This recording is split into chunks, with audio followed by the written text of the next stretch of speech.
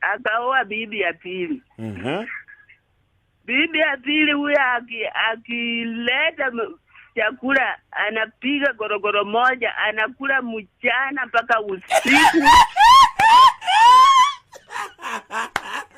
James akakasirika akasema ati bibi gani nakula kama majini.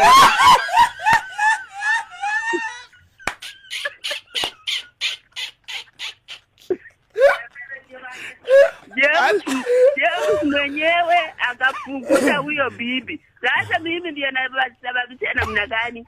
Uliza yeye. Wewe bwana James.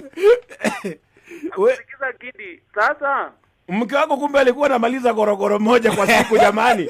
Alafu unaekelea mama. Kidi. Kidi na Ghost. Unasikia mtu kumix vitu kuchanganya. Huyu mama ana wacha niwaambie tena, bado ninaongea. Baba ya nini yote nimesikia, lakini yote ni ya mama. Wacha niwaambie tena. Mama huwa akubali ukweli wenye uko.